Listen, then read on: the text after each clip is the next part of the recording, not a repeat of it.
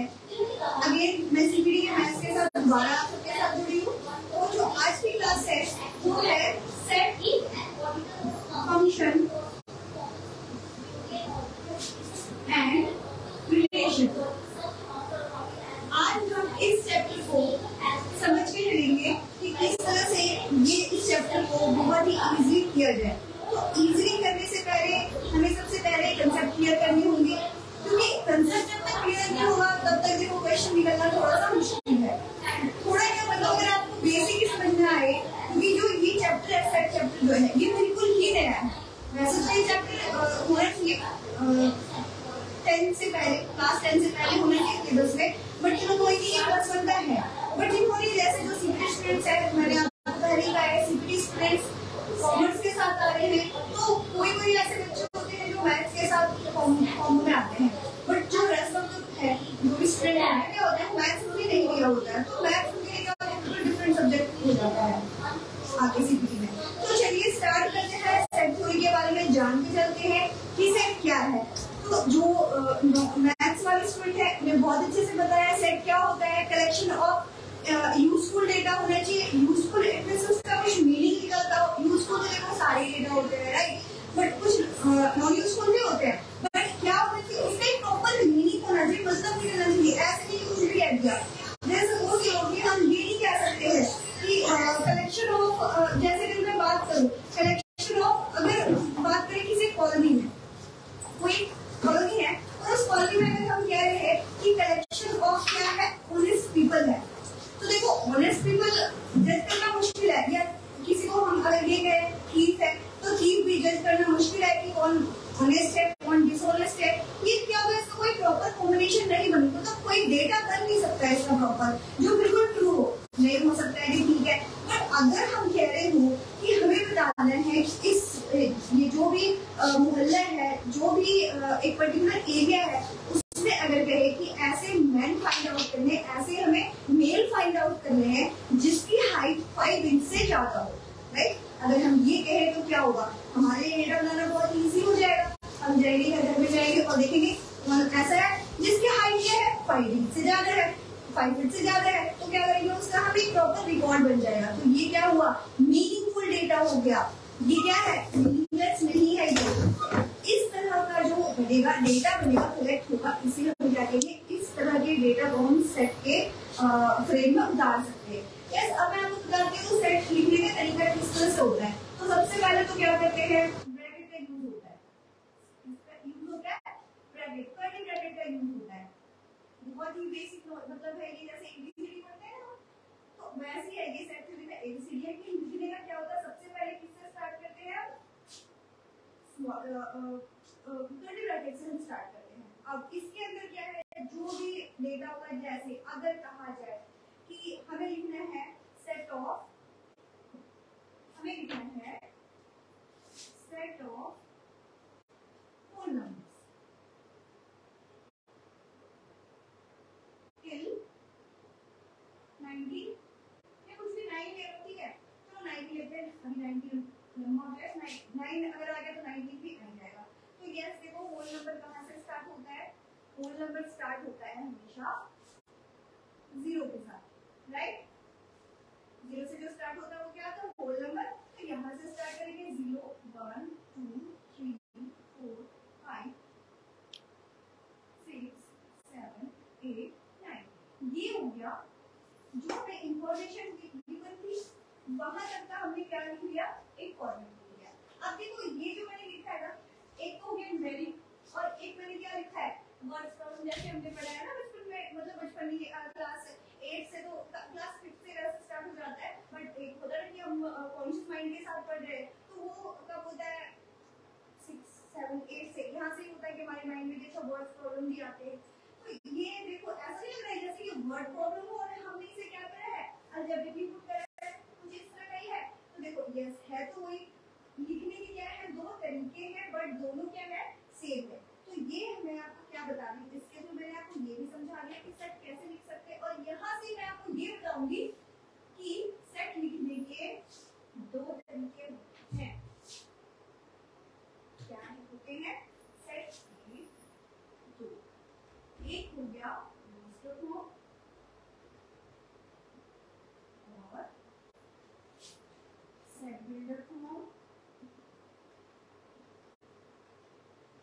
और इसे हम क्या लिख सकते हैं, इसे ब्रेसेस फॉर्म में लिख सकते हैं, रोस्टर फॉर्म को braces form, set builder form हो गया और अलजेब्रिक हो गया।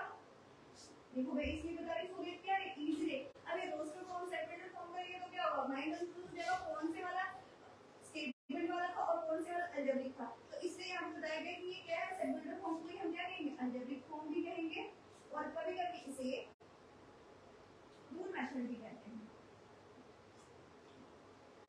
तो ये हमने डिस्कस करा कि सेट क्या होता है और सेट कितने टाइप के होते हैं। तो अब जो मैंने आपको दिया था, बताया था, इसमें इस तरह से लिखेंगे x इज इक्वल टू या x such that x is an element, x such that x is an element of whole number till 9, जो मैंने आपको भी समझाया। तो इसमें लिख देंगे बस, कुछ भी लिखना है कि x is equal to तो क्या है 0 1 2 3 4 5 6 7 8 9, ये है हमारा एग्जाम्पल। ये इसका हो गया और ये आई होप आपको ये बहुत क्लियरली समझ आ गया हो कि मैंने आपको क्या समझाया है। राइट, चलो अब हम आगे बढ़ते हैं। अब हम जान भी चलेंगे कि चलो ये तो समझ आ गया कि ये सारी चीजें हैं। अब जरा सेट के अंदर जो हमने 1 2 3 4 लिखा है इनके बारे में थोड़ा समझ लेते हैं, सो दैट कि आपका जो बेसिक है और ज्यादा अच्छे से क्लियर हो जाए। तो अब जैसे हमने ए लिखा है 1 2 3 4 5, बी लिख रहे हैं हम 1 1 3 5 3 5 1। अब हमने ये लिखा है। अब देखो, अब ये जो अंदर वाला होता है ना, ये जो अंदर वाला मटेरियल है, ये कर्ली ब्रैकेट के अंदर जो डिजिट्स है, ठीक है, तो इन्हें हम क्या कहते हैं, एलिमेंट कहते हैं। क्या कहते हैं, एलिमेंट। तो और n हो गया नंबर, मतलब number of element in A is equal to कितने हैं 1 2 3 4 5 5, राइट। अब नंबर ऑफ बी बताओ क्या होगा, आप कमेंट करके बताओ। आप कमेंट भी आप उनसे जुड़ सकते हैं, और अगर कुछ भी एट टाइम अगर आपको समझ नहीं आ रहा है तो आप कमेंट के थ्रू लाइव क्लास में आप मेरे से डाउट ले सकते हो, सो दैट कि मैं आपके जो डाउट्स है वो क्लियर करके और फिर आगे टॉपिक में प्रोसीड करूँ। तो चलिए आगे बढ़ते हैं। यस, बताओ number of element in D क्या होगा। वैसे काउंट करें कितने हैं 1 2 3 4 5 6 7, है ना। वैसे आपके दिमाग में क्या आ रहा होगा, element in D is equal to 7, ये आ रहा होगा, पक्का आ रहा होगा। जो नॉन मैथ स्टूडेंट है उनके दिमाग में 7 ही आ रहा है। तो बच्चों 7 नहीं होगा, क्यों नहीं होगा, जो नंबर रिपीट हो रहे हैं उसे हम काउंट नहीं करेंगे। तो नंबर्स कौन कौन हो रहे हैं 1 1 1, एक ही हो रहा है, मतलब ये तीनों मिला के कितना हो गया 1, ये कितना हो गया 2 और 5, मतलब नंबर ऑफ एलिमेंट कितने इसमें 3। समझ आया, बिल्कुल समझ आया। चलिए, तो ये हमने डिस्कस कर लिया कि नंबर ऑफ जो एलिमेंट है वो किस तरह से होते हैं, किस तरह से काउंट करेंगे। वैसे क्वेश्चन इतना ये बेसिक वाला क्वेश्चन नहीं आता, बट जब तक ये पता होगा तो आप आगे क्वेश्चन करने में आपको बहुत मजा आएगा। तो चलिए आगे बढ़ते हैं। अब हम टाइप्स ऑफ सेट के बारे में पढ़ के चलते हैं कि टाइप्स ऑफ सेट जो है वो क्या है। तो टाइप्स ऑफ सेट पढ़ने से पहले वैसे पार्ट तो ये उसमें है, बट ये जो मैंने एग्जांपल दिया था ना, इससे ही आपको थोड़ा सा मैं एक चीज समझाना चाहूंगी कि क्या था 1 2 3 4 5, राइट। और n ऑफ b था हमारा 1 1 2 3 लेंगे, चलो इस बार हम चेंज कर देते हैं 5 5 ऐसे। तो ये क्या था, number of element in a that is 5, number of element in b is equal to 1 2 3 and 4, right. इसे मींस क्या है, इसमें नंबर ऑफ b कितने हो गए 1 2 3 4 5, राइट 5। देखो अब क्या हो रहा है इसमें, ये जो है इसमें क्या हो रहा है 1 2 3 4 है तो बेसिक नंबर इसमें भी है। अगर हम इसे लिखेंगे, मैंने क्या कहा है दो वालों को एक ही कंसीडर करना है, तो ये हो रहा है, ये दो है तो हो रहा है रिपीट, और कुछ नहीं हो रहा है, तो इस 1 के बदले हमने लिख दिया 1, नाउ 2 3 4 and 5। तो ये जो फॉर्मेट है एज इट इज ये हो रहा है ना, मतलब नंबर ऑफ बी और number of A element wise भी वैसे हो रहा है। अगर इसकी अगर ऑर्डर को भी ठीक करें तो क्या हो रहा है, एज इट इज सेम आ रहा है। इट मींस हम क्या कहेंगे, is equal to right by element wise भी, और अगर हम इस तरह से काउंट करें तब भी हो रहा है 5। तो यहाँ पे हम क्या कहेंगे कि बोथ सेट्स आर इक्वल। अब इससे मैं आपको इक्विवेलेंट का समझाती हूँ। अब इक्विवेलेंट में क्या होगा, and A is equal to 1 2 3 4 5 and B is equal to हम ले लेते हैं 3 5 1 7 9 राइट। तो ये number of again number of element in A is equal to 5, number of element in B is equal to again 1 2 3 4 5। तो अब इस condition में क्या करेंगे, देखो ये दोनों है तो नंबर ऑफ एलिमेंट सेम है, इक्वल दोनों के, बट क्या है नंबर्स क्या है अलग अलग है राइट। सारे नंबर्स मैच ही कर रहे हैं 3 5 बाकी सारे क्या अलग अलग नंबर्स है, बट नंबर ऑफ एलिमेंट क्या आ गया 5। It means set A and set B are equivalent, मतलब इक्वल नहीं है बट एक जैसे हैं, इक्विवेलेंट। ये क्या हो गया, इक्विवेलेंट सेट की एक डेफिनेशन होगी।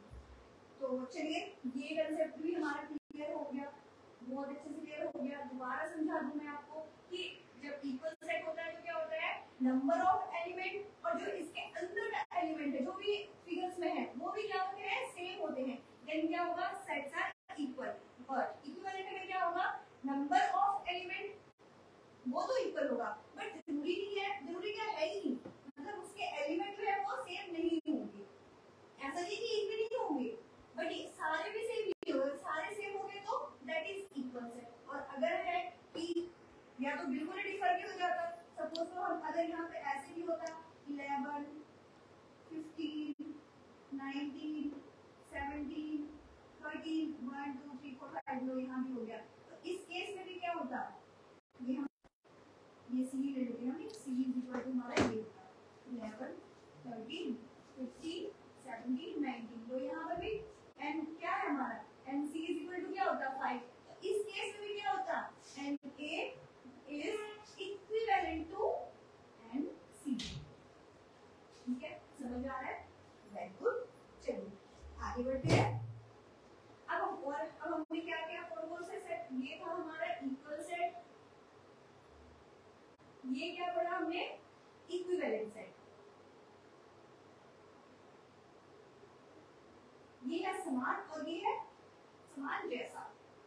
ठीक है, चलिए आगे बढ़ते हैं। अभी हमें बहुत सारे सेट को समझ के चलते हैं।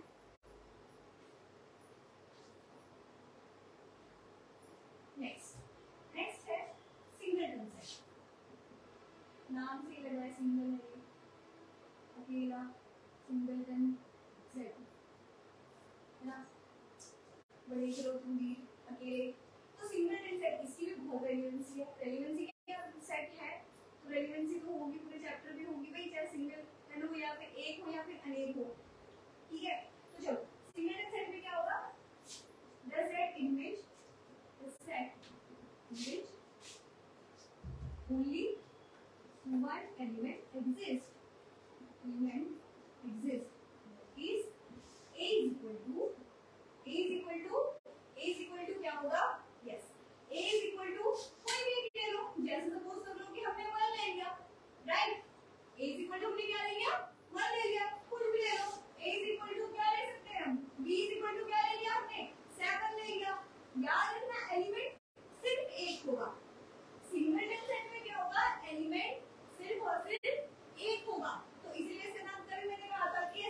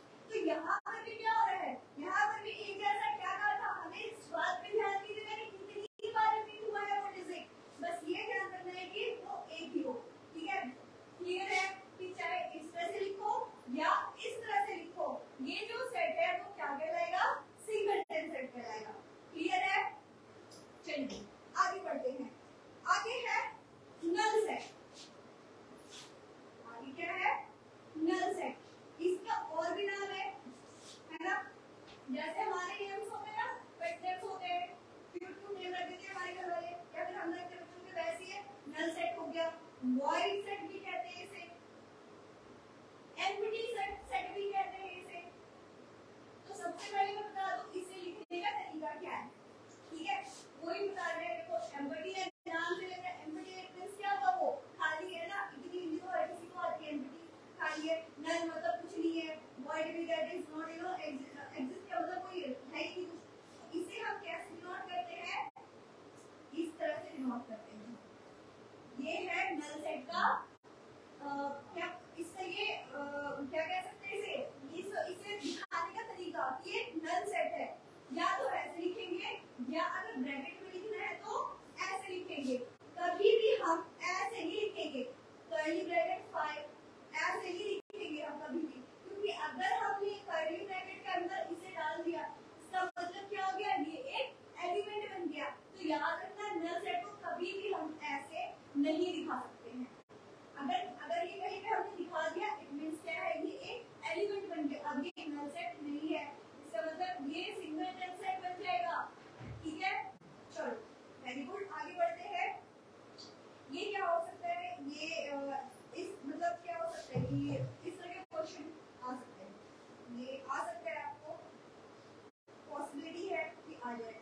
चलो अब आगे बढ़ते हैं। ये था set numbers types of set पढ़े चल रहे थे। ये क्या थे हमारे, कुछ 4 या 5 हमने पढ़े हैं, 4 या 5 सेट की टाइप्स पढ़े हैं। तो चलिए आगे अभी और भी बहुत कुछ पढ़ना बाकी है, अभी तो हमने चैप्टर स्टार्ट ही करा है ना।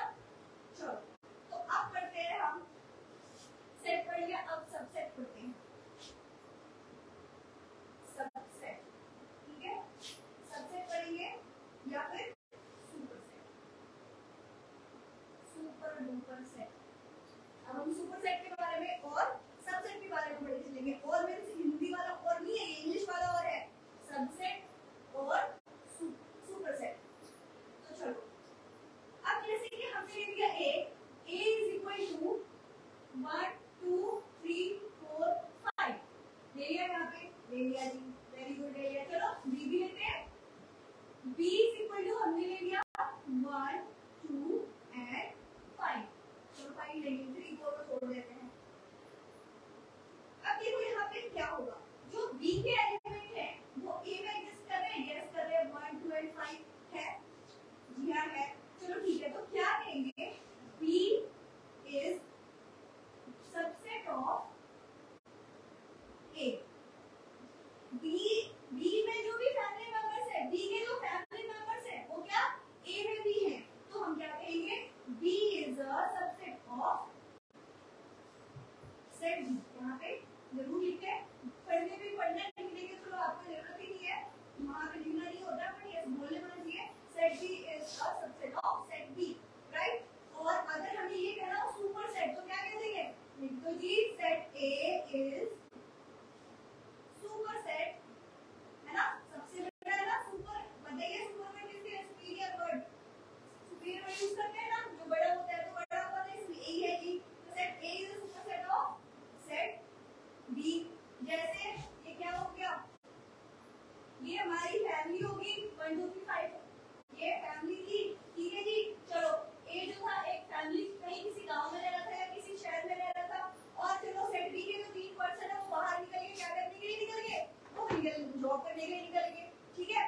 तो बट है तो इसके ही ना, तो यहाँ से समझ लो कि ये फैमिली के 3 जो है अलग अलग जगह चले गए, एज भी चले गए जॉब पे, बट है कहाँ के, है तो अपनी फैमिली के ही ना, राइट, समझ आ रहा है। तो इस तरह से हम क्या समझ जाएंगे, सबसेट और सुपर सेट, सुपर सेट को समझेंगे। लिखने का तरीका देखो क्या होता है, ये होता है b सबसेट ऑफ a, ऐसे लिखेंगे, तो इसे c मत समझना, ये कुछ इस तरह से होता है, right, b is a subset of a, ये है हमारा सबसेट का कांसेप्ट। चलो नेक्स्ट टॉपिक पे जाते हैं। अब है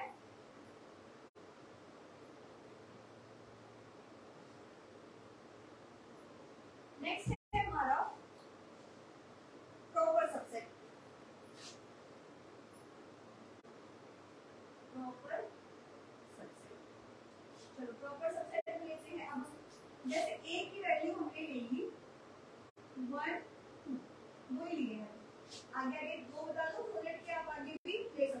आगे 3 भी आए तो उसके भी आप ट्रायंगल्स को निकाल सको। अब इसके ही प्रॉपर सबसेट निकालेंगे ना, तो चलो A1 A2 कर लेते हैं।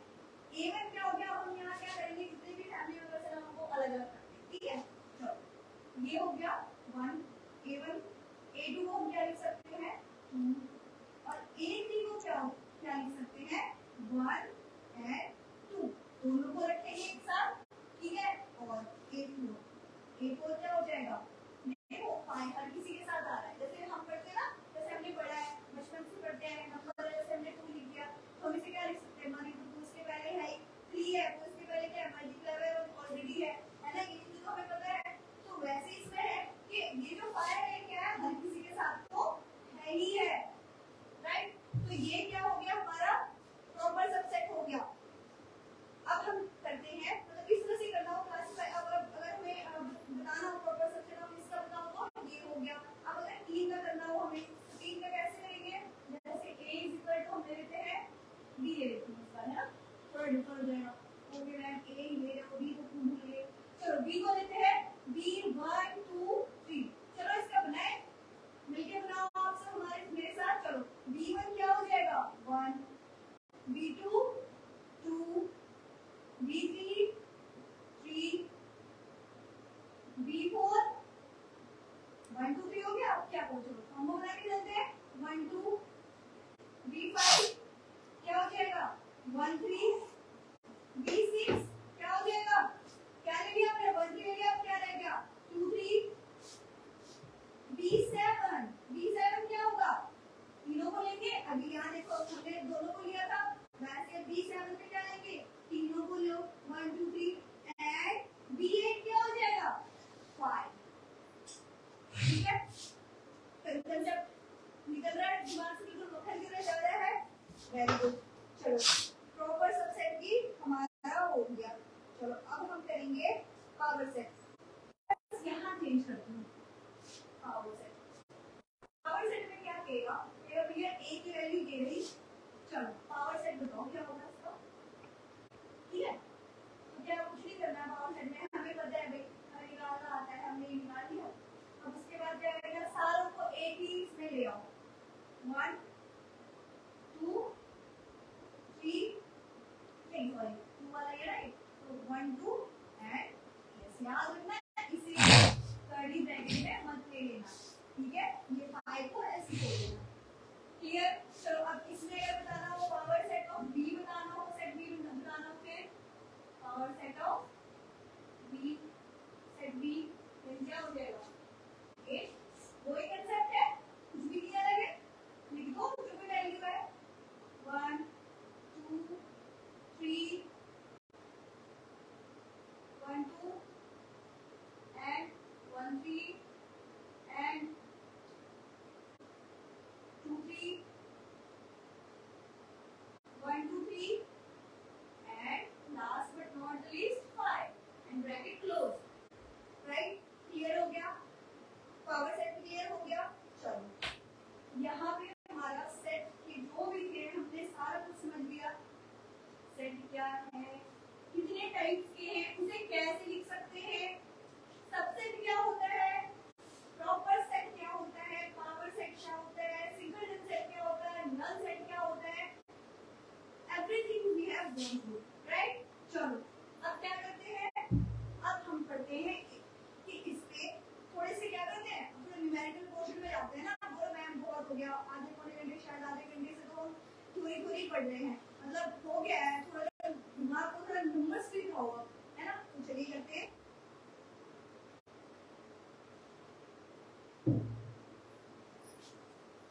अब हम करके चलेंगे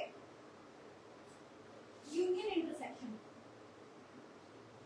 ये वो वाला यूनियन नहीं है, वो मजबूत यूनियन जिंदाबाद वाला नहीं है, ये दूसरा है, ये सेट थ्योरी का यूनियन है।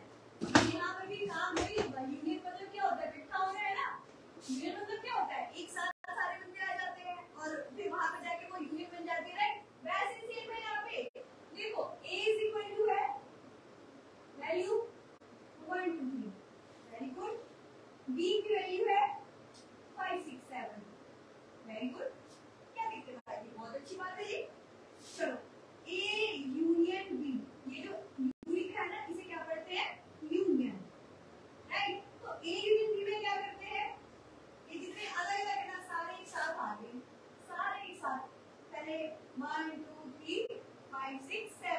लो जी, ये हो गया हमारा यूनियन। तो बहुत इजी, एक एक चीज करके बारीकी से समझते जाओगे तो आपको सब कुछ क्लियर होता जाएगा। जैसे हमने स्टार्ट किया आपको लग रहा होगा क्या ये कौन से चैप्टर पे है, क्या इसका कंसेप्ट होगा। अब हमने वो समझा, अब वहां से क्या हो रहा है, अब ये हम सारी चीजें समझेंगे। सारी क्या है, लिंक है, इंटरलिंक है, सारी चीजें जैसे आगे बढ़ते जाएंगे वैसे वैसे आपको समझ आता जाएगा कि हम क्या पढ़ रहे हैं। अब ए इंटरसेक्शन पढ़ते हैं। अब लेते हैं ए की वैल्यू 1 2 3 4 5, बी की वैल्यू है 3 4 5, ठीक है, ये है बी की वैल्यू। अब हमें क्या निकालना है, ए इंटरसेक्शन बी, इसे क्या पढ़ते हैं, ये इंटरसेक्शन पढ़ते हैं, इंटरसेक्शन। इसमें क्या होता है, इसमें भी ये जो एक जैसे है ना, तो मिल रहे हैं, उन्हें एक साथ ले आओ, और जो अलग अलग से है उन्हें बाहर भेज दो, बोल जाओ आप 3 4 5 एक जैसे, तो ये है हमारा इंटरसेक्शन। 3 4 5 क्या है, हमारा इंटरसेक्शन है। एक यूनिट में क्या करना होता है, जितने भी है सारे, मतलब वो है ना जो है सब समाई वाला वो है, जितने आ रहे हैं सारे यूनिट में क्या करो, सारों को अपने इसमें करती रहो। चलो चलो आज कोई दिक्कत नहीं है, ठीक है। पर अब जैसे इसका बहुत से एग्जांपल आप ले सकते हो। अब जैसे क्लासेस क्या है, अलग अलग है स्कूल में, है ना, डिफरेंट क्लास के डिफरेंट स्ट्रीम के हैं, बट जब सारे प्लेग्राउंड में खेलने के लिए इकट्ठे होते हैं तो क्या होता है, सारे अगर ऐसा तो क्या है, कॉमर्स वाले ही आ रहे हैं, साइंस वाले ही आ रहे हैं, या क्लास 10th की खेल रहे हैं, बस ऐसा तो नहीं है। प्लेग्राउंड में क्या हो रहा है, सारे आ रहे हैं, राइट, वैसे है। एक यूनिट में क्या हो गया, सारे आ गए, राइट, और एक सेक्शन में क्या हुआ, अब +2 का एडमिशन चल रहा है भाई, ठीक है, +1 +2 में तो पहले +2 करेंगे, मतलब तो होगी 10th होगी हमारी। अब हम क्या कर रहे हैं, +1 के लिए आए हैं, तो +1 में क्या करना होगा, हमें वहां पर भी क्या चुनना पड़ेगा कि हमें कौन सा स्ट्रीम लेना है, और वहां पे क्या करेंगे, हमने एडमिशन ले लिया, और अब वहां हम क्या करेंगे, पर्टिकुलर उसी क्लास में जाके बैठेंगे, राइट, और उस क्लास में जो भी बैठे होंगे सारे कॉमर्स स्ट्रीम के बच्चे होंगे। बहुत सारे बच्चे पास हुए ना 10वीं में, बट जिन्होंने कॉमर्स किया वही कॉमर्स वाली क्लास में बैठेंगे, तो वही है जो कॉमर्स वाले बच्चे थे आप बैठेंगे, बाकी जो थे वो साइंस, आप जहाँ भी जाना है जाओ, जो भी आपने लिया वहाँ उस क्लास में बैठो, हमारे साथ मत बैठो, हम तो कॉमर्स वाले हैं, हम 3 4 में बैठेंगे, सारे एक साथ ही बैठेंगे। समझ आया, बस ये है यूनियन और इंटरसेक्शन का कंसेप्ट। चलो अब नेक्स्ट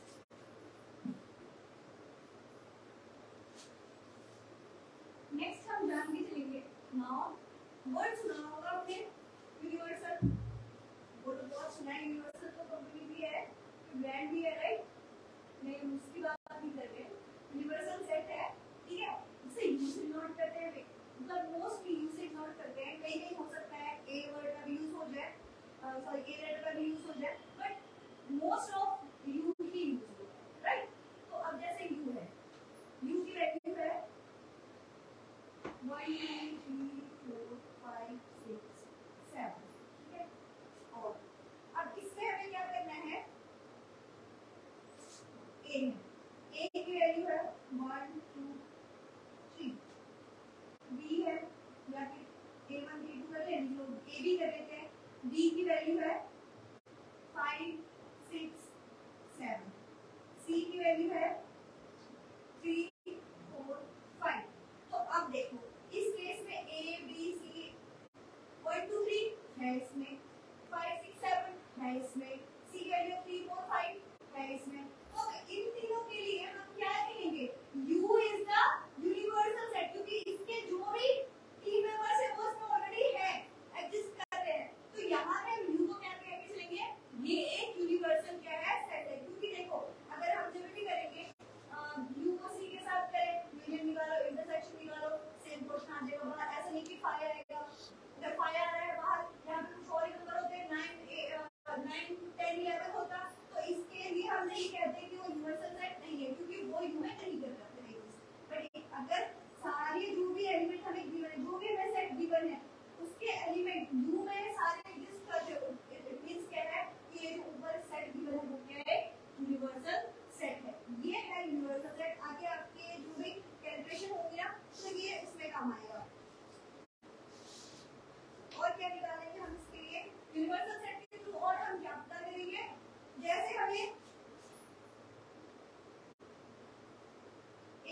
पता करना होगा, ठीक है।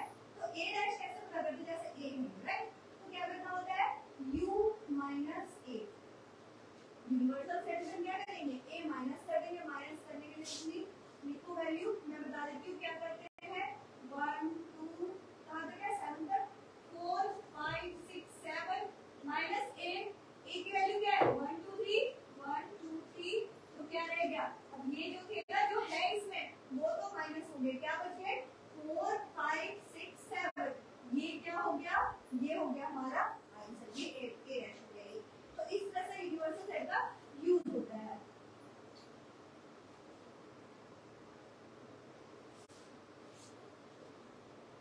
आई होप आपको क्लास पसंद आ रही हो, कमेंट सेक्शन में कमेंट करके जरूर बताइए आपको क्लास कैसी लगी है, या अगर अब तक के पढ़ाए गए कंटेंट में अगर आपको कुछ भी डाउट आ रहा है, कुछ भी ऐसा है जो आपके समझ नहीं आ रहा है, आप लाइव सेशन में मेरे से कमेंट के थ्रू ले सकते हो।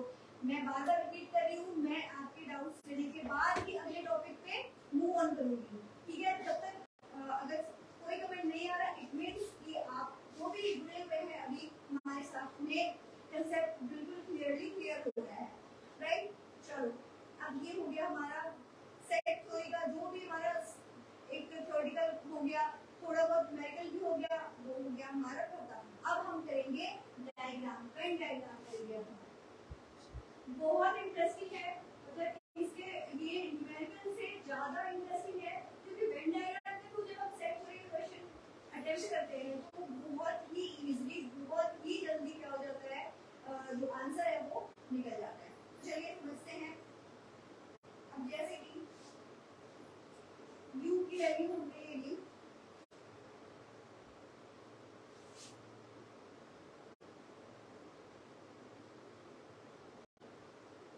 वन 3 5 7 9 11 13 15 हमने ये ले लिया, ठीक है। तो नंबर ऑफ मैं ये भी साथ के साथ काउंट करते जाते हैं, 1 2 3 4 5 6 7 8 right. Number of element in u is equal to 8, a ले लेते हैं हम, a is equal to 1 3 5 7 9, b is equal to 7 9 11 7 9 11। यहाँ पे number of element in a is equal to 1 2 3 4 5, ठीक है। Number of element in b is equal to 3 right. चलो अब इसमें और चलो नंबर ऑफ a इंटरसेक्शन अगर हम b निकाल लें, a इंटरसेक्शन b मतलब कि कॉमन है, तो क्या कॉमन है 7 9 कॉमन है ना, ठीक है वेरी गुड, बहुत ही अच्छा। इसके एलिमेंट कितने हैं, number of a intersection b is equal to 2 आया है राइट। और अगर हम a यूनियन b करें तो क्या आएगा a यूनियन b, कितने हो गए 1 2 3, क्या क्या होंगे 4, तो निकाल लेते हैं ना साइड में करके, 1 3 5 7 9 11 1 2 3 4 5 6 आ गए, ठीक है। नंबर ऑफ निकाल लेते हैं। अच्छा ये निकालने का वेन डायग्राम में आगे बढ़ने से पहले मैं आपको एक इसका फॉर्मूला बताऊं, मैं चाहूंगी कि ये फॉर्मूला मैं आपके साथ शेयर करूं कि कैसे निकाला जाता है।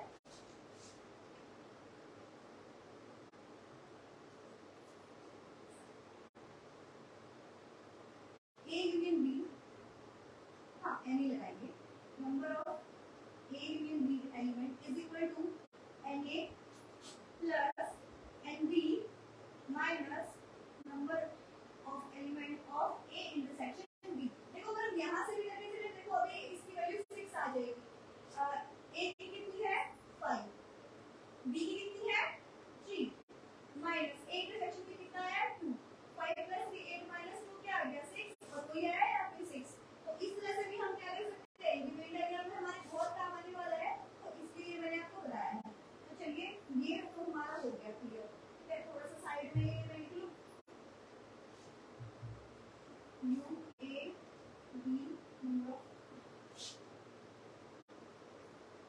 मुझे कितनी की जरूरत है, जितनी की मैं उसकी रख लेती हूँ, number of a and b is equal to 6, a intersection b is equal to 2, a है हमारे पास 5, b है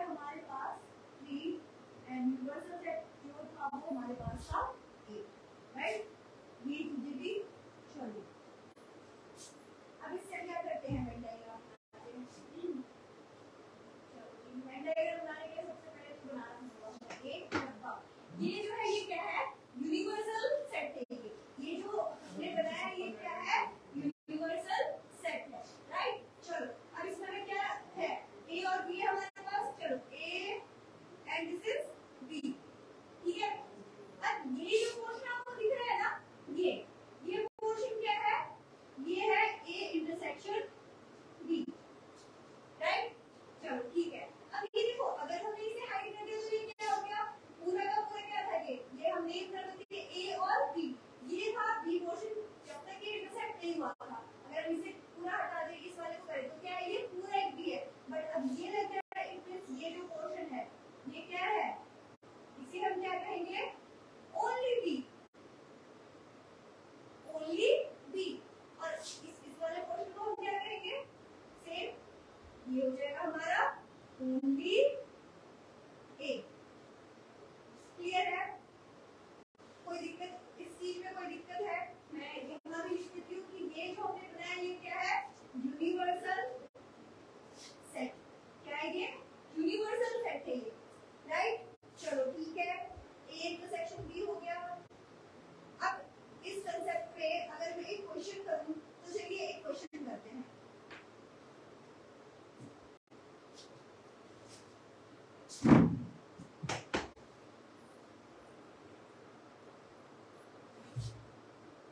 हमारे पास एक क्वेश्चन है, number of A is equal to 15, B is equal to 8 and A intersection B is equal to 3, ठीक है। तो बहुत अच्छा है, मतलब गुड लग दिया है मैंने आपको। तो इसमें वेन डायग्राम बनाते हैं, चलो बना लेते हैं, है ना।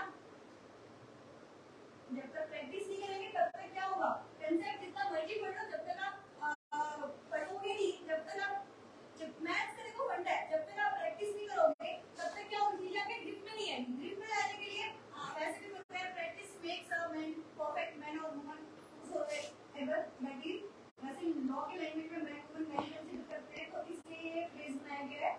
चलिए ए एंड बी, राइट। अब ए इंटरसेक्शन बी क्या गिवन है, 3 गिवन है, ठीक है।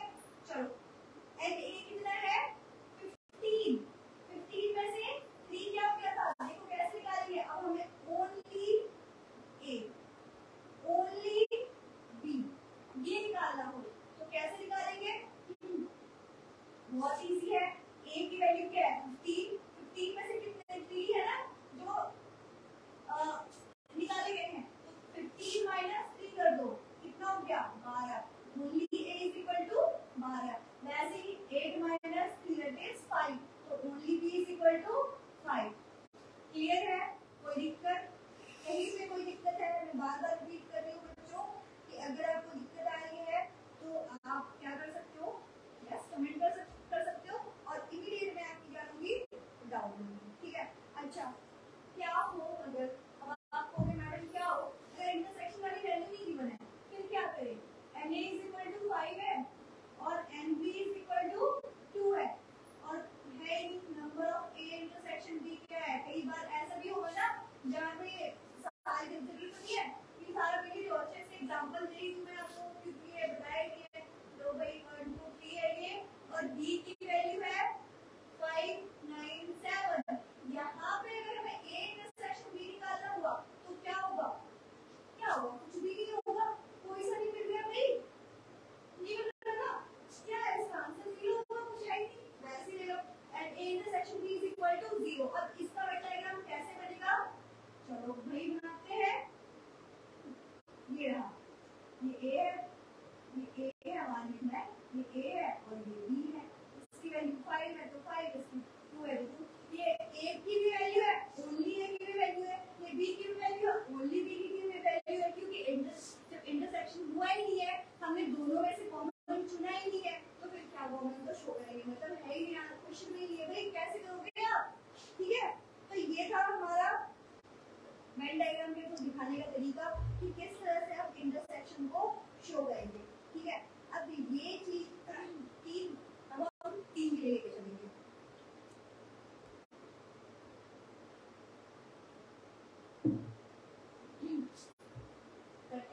तीन के लिए इसे इरेज कर दूं।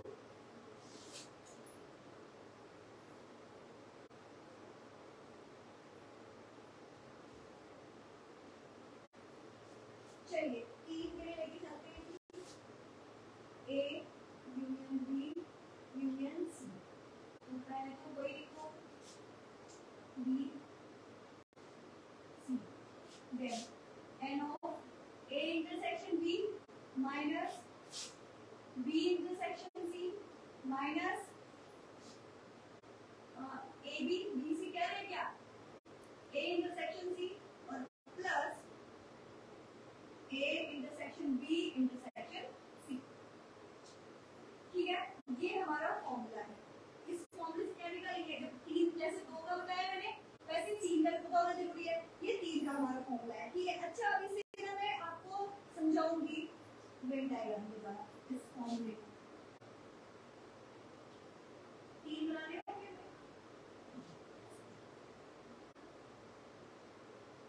इसमें तीन सर्कल आएंगे ना, थोड़ा एरिया बड़ा ले लेते हैं इसके लिए। तो ये हमारा एक है, ये हमारा बी है और सी कैसे लेंगे, सी ये दोनों से निकलना चाहिए ना, क्योंकि ए इंटरसेक्शन बी है, B intersection C, A intersection B, मतलब तीनों क्या कर रहे हैं, तीनों का इंटरसेक्शन भी है, इसमें तीनों में से जो कॉमन होगा हमें वो नहीं है, राइट। तो इसके लिए हमें क्या करना पड़ेगा, इस तरह से बना के चलना पड़ेगा, राइट। चलो ठीक है। अब देखो हम वो पॉइंट ढूंढेंगे जहाँ पे क्या हो रहा है, तीनों इंटरसेक्ट हो रहा है, राइट। तो ऐसा पॉइंट कौन सा है, ये पॉइंट देखो, ये जो पॉइंट है ना, ये पॉइंट क्या है, ये जो पॉइंट है, ये पॉइंट क्या है हमारा, A intersection B intersection C, ठीक है। और अगर हम यहाँ की बात करें, अगर हमें निकालना होगा इस वाले, ये पॉइंट किसका है, ये पॉइंट किसका है, देखो ध्यान से देखो, ये पॉइंट किसका है, ये इन दोनों का है और इसमें ये भी इंक्लूड है। तो मतलब अगर हमें ओनली भी निकालना होगा तो हमें क्या करना होगा, अगर हमें ए इंटरसेक्शन बी निकालना होगा, नहीं मैं क्वेश्चन में तुम्हें समझाऊंगी आपको कि किस तरह से होगा, मतलब मेरे को ये समझाना था आपको कि ये जो पोर्शन है ये क्या होगा, ये पोर्शन होगा हमारा A intersection B intersection C. और अगर हम यहाँ की बात करेंगे तो ये ए एंड बी होगा। और ओनली के लिए क्या करना पड़ेगा हमें, अगर ओनली का निकालना होगा हमें तो ओनली के लिए इसकी जो वैल्यू होगी इसमें माइनस करनी होगी। मैं इसलिए समझा रही हूँ, क्वेश्चन के थ्रू ये ज्यादा अच्छे से क्लियर हो सकेगा आप सबको, ठीक है। तो मैं क्वेश्चन की तरफ बढ़ती हूँ कि इसका क्वेश्चन क्या है, आप सबके साथ एक सम सॉल्व करते हैं।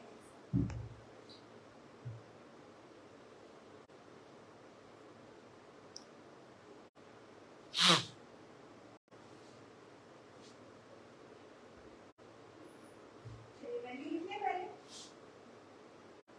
एंड ए की वैल्यू होगी हमारे पास कुछ, बी की होगी, सी की number of A intersection B intersection,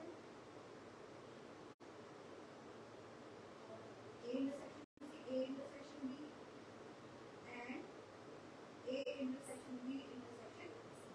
इन सारों की वैल्यू हमारे पास है 1,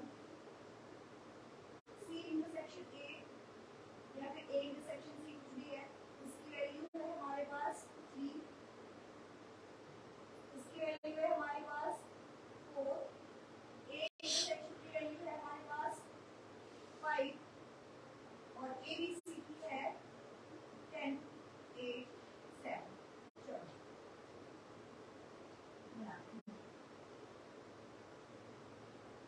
ठीक है, तो ये वाली जो है हमारी क्या है, ये हमारी ए बी सी की वैल्यू, दैट इज 1, ठीक है। A intersection B intersection C, मैंने कहा था आपको ये जो तीनों को कर रहा होगा इंटरसेक्ट, ये तीनों को कर रहा है इंटरसेक्ट, इसे भी कर रहा है, इसे भी कर रहा है, उसे भी कर रहा है, तो ये किसकी वैल्यू है, ये A intersection B intersection C की वैल्यू है, राइट, जो कि है 1, ठीक है। अब नेक्स्ट और क्या दे रखा है इन्होंने दे और क्या दे रखा है, A intersection C, a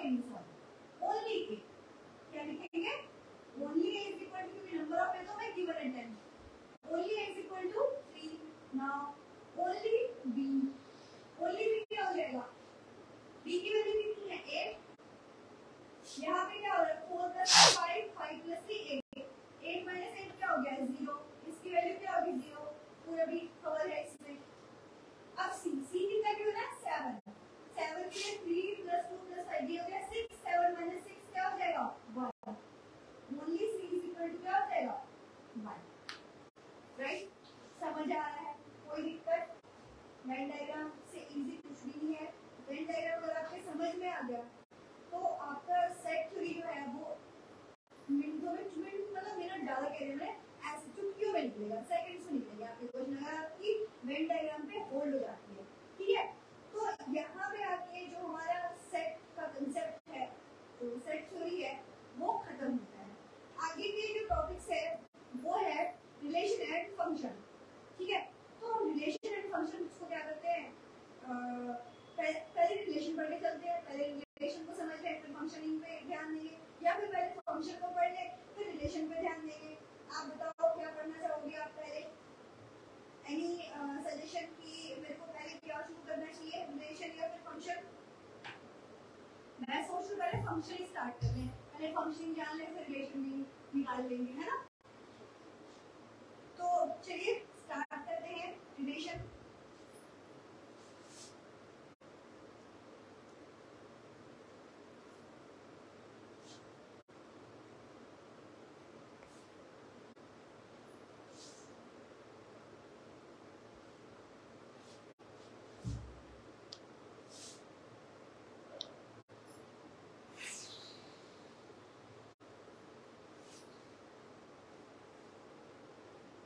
relation जो है पहले रिलेशन भी थोड़ा सा मतलब दोनों को जान लेते हैं और उसके बाद फिर हम आगे बढ़ के चलेंगे कि हम किस तरह से रिलेशन को फंक्शन से कैसे रिलेट करना है तो अब देखो रिलेशन है तो रिलेशन के लिए दो का होना जरूरी है मेरे साथ मेरे रिलेशन तो नहीं हो सकता है ना कोई सिंगल के साथ सिंगल नहीं हो सकते इट मींस दो चाहिए होगा है ना तो चलो लेते हैं कुछ भी ले लिया हमने y और x के टर्म में y इज इक्वल टू ले लिया हमने x प्लस 3 है ना y इज इक्वल टू हमने ले लिया x या हमने y इज इक्वल टू ले लिया 2 कुछ भी अलग स्क्वायर कुछ ले लेंगे 2 3 प्लस 9 है ना कुछ भी मतलब दो होने चाहिए वेरिएबल्स जो है क्या होने चाहिए दो होने चाहिए और इनके बीच क्या हो एक पर्टिकुलर क्या हो अब यहाँ हुआ इनके लिए क्या हो पर्टिकुलर एक संबंध हो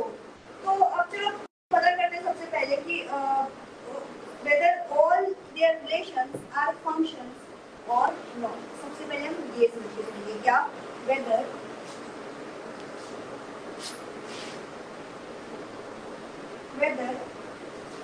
all the relations are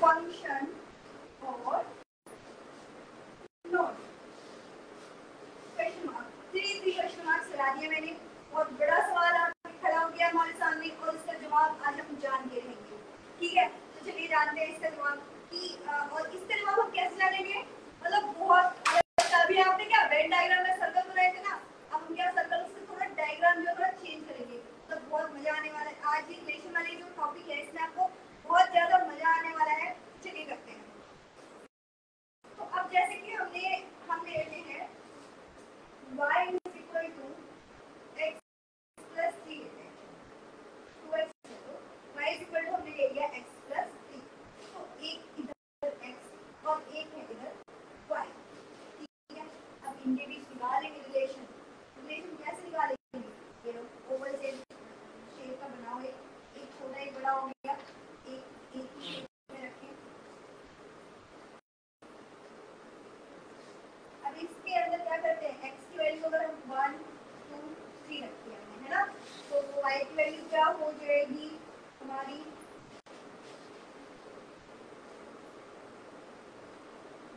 4 5 6 ठीक है क्या है 4 5 एंड 6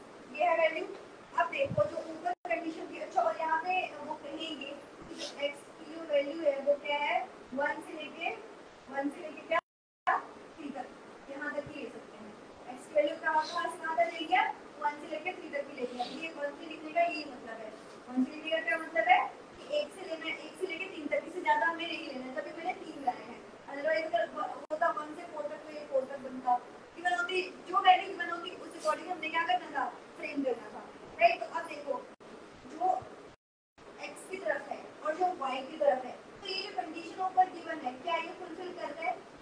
कर रहा है, हाँ जी बिल्कुल कर रहा है। x की जगह पे वैल्यू 1 रखेंगे तो क्या होगा? 1 + 3 दैट इज 4, 2 रखेंगे तो क्या होगा? 2 + 3 5, 3 रखेंगे तो क्या होगा? 3 + 3 6, ठीक है। तो ये क्या हो रहा है? इसे पढ़ते क्या है? इसे पढ़ लेते हैं, इमेज ऑफ, है ना। ये तो हमने, आप कहोगे मैम ये कर तो दिया, इसे पढ़ेंगे क्या? ये तो बता दो। अब ये थोड़ा पढ़ेंगे 1 एरो 4 ऐसे तो थोड़ा पढ़ेंगे, है ना। तो इसे पढ़ने का तरीका तो बताओ। इसका पढ़ने का तरीका है image of 1 = 4, image of 2 = 5, image of 3 = 6। सही है, समझ आ रहा है? ठीक है जी, चलो बहुत अच्छा है। इसका मतलब क्या है? If all the element of x has image in y, क्या है इसकी कंडीशन? फंक्शन क्या है? फंक्शन की जो कंडीशन है, फंक्शन की कंडीशन क्या है? फंक्शन की कंडीशन, है ना। ये ना फंक्शन है या नहीं है, तो कुछ कंडीशन भी तो होते हैं ना। अब हर एक चीज की कंडीशन होती है, वो जब कंडीशन जो रिक्वायरमेंट है वो फुलफिल हो जाए तभी कहते हैं कि ये चीज हाँ जी सही है, नहीं तो फिर क्या कहते हैं? गलत है, राइट। तो वैसे इसकी भी है कंडीशंस, कुछ जान के चलते हैं।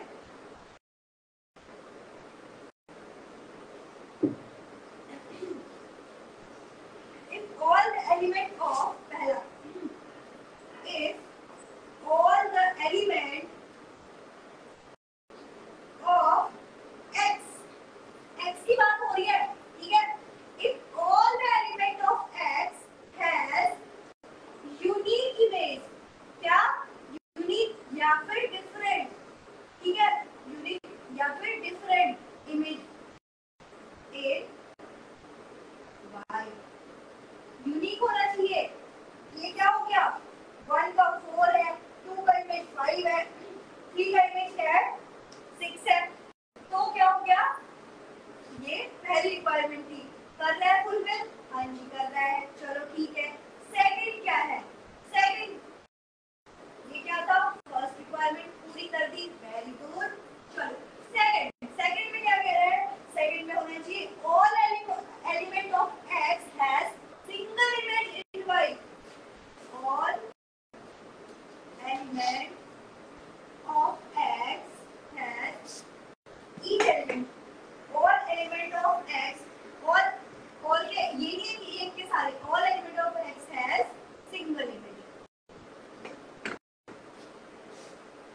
तो होगा। अब देखो इसका मैं बताऊं आपको, इसका मैं यहाँ ऊपर बता रही हूँ, ये x हो गया, ये y हो गया, 1 2 3 4 5 6, ठीक है। 1 का 4, 1 का 5, 2 का 6, अगर इस तरह से हो जाए तो इसका मतलब क्या है? ये फंक्शन नहीं है, ये क्या कर रहा है?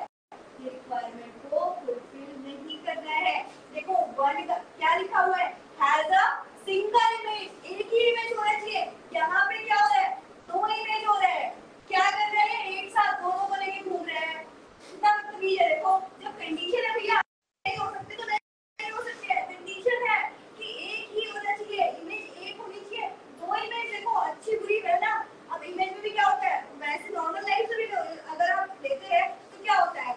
इमेज क्या होनी चाहिए? एक होनी चाहिए, अच्छी होनी चाहिए। या तो अच्छे काम कर लो या तो बुरे काम कर लो। अब ये दोनों वाले क्या होते हैं? थोड़ा सा समझ नहीं आता है, वो फिट नहीं बैठता है, फ्रेम में फिट नहीं बैठता है।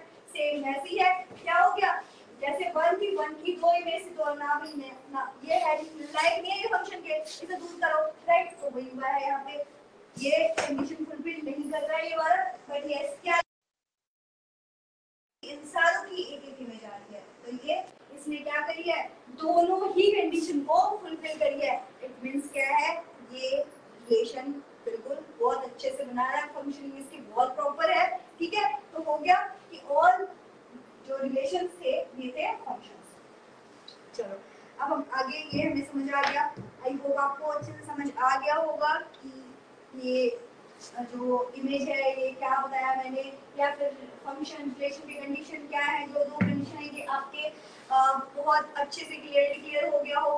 ठीक है, तो अब हम नेक्स्ट क्लास में types of functions and relations के बारे में पढ़ेंगे।